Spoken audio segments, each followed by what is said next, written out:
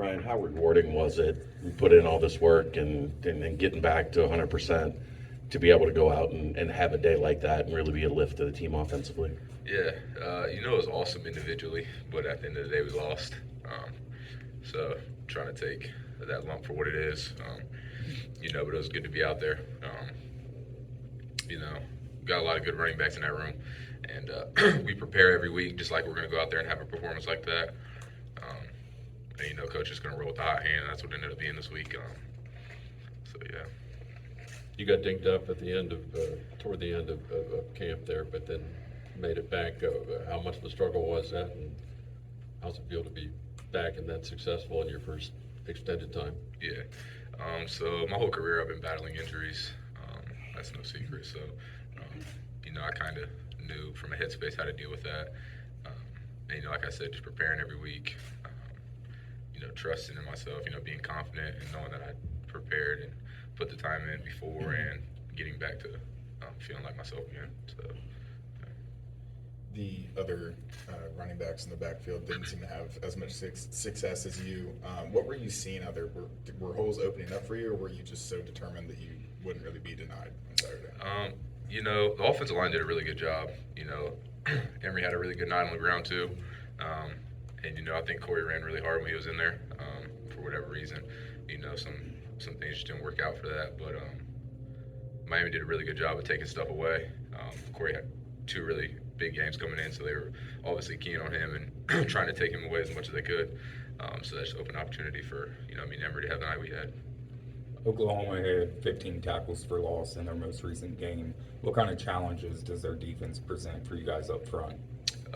So we got a really good Oklahoma team coming in here.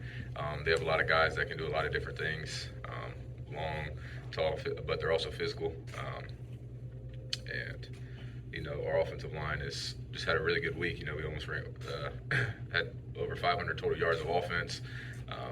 So we know those guys are very capable in front of handling their business. But at the same time, like you said, Oklahoma's done a really good job with their schemes and just the guys they have of limiting the run and trying to get you in negative plays. So that's going to be a really big week of preparation for us, trying to figure out how we're going to handle that. Emory Jones said Saturday night following the loss that he felt like you guys had three starting running backs there within that running back room. Yeah. Just talk about that running back room a little bit and what you've been able to see from all three guys. Yeah, so I could even say we may have four. Ethan Wright's still coming back from things he has going on. And then Corey and Miles are obviously very talented. We've seen that, throughout spring ball and camp, and then even obviously Corey these first two games. But it's really nice because everybody, is happy for each other, and we're pushing each other every day. And, coach is getting every single one of us prepared like, that role is going to happen. Have you been in anybody's ear about? Yeah, I'm pretty good at punt returning too. Yeah, and I practice it every day. And, I'm out there. I help Braden. Braden's very talented. We work at it every single day. Me and everybody else has all the faith in him that he's going to get that one too. You have unique perspective here, being from the area, being in this program now for several years, of what this moment means for this program. First Big 12 game, and you guys open with Oklahoma. Can you kind of wrap your mind around what this means for the program and you personally? Yeah, absolutely. We're very excited. Like you said, me coming back for this fifth year and being around, losing to Miami is a very stinging on this entire program and everybody in. So I'm trying to just, take that role and be a leader and say, we're 0-0 in conference play, and everything we want is right in front of us. We have a really good team coming in here, but we're really good too. And, we're just going to take this week day by day and, prepare and, know that what we have here is good enough. Obviously, the first loss under Coach Satterfield. What more have you learned about him, how he's been able to lead you guys after that tough night on Saturday? The first thing since we got in the locker room, he was like, it's on me. Don't point your fingers at each other, point your fingers at me. That was really good to see, even though it wasn't just his fault. We did we didn't execute a lot in the red zone especially. But for him to take that accountability and, let us know that it was on his shoulders and that, conference play, we have everything, right in front of us. It was good to see.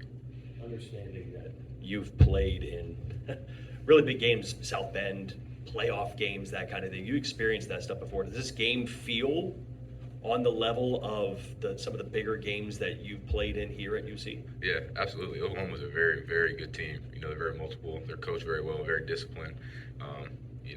And they have a really good defense. And just watching film over the past 2 days now, they're gonna throw a lot at us. So it definitely does feel like one of those games. But at the same time, this is what you look forward to, and so I think we'll be ready. Charlie?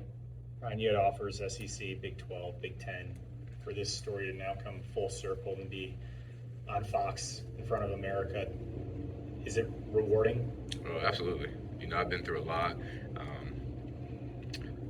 Coming out of high school, I had all those offers, had the knee injury, and I lost a lot of those. So, getting to this point and, Cincinnati moving into the Big 12 and, having the opportunity to play some of these like historic teams like Oklahoma, is one of the blue bloods of college football. It's very rewarding and, it's very exciting. I don't take it for granted. Good? Thanks, Ron.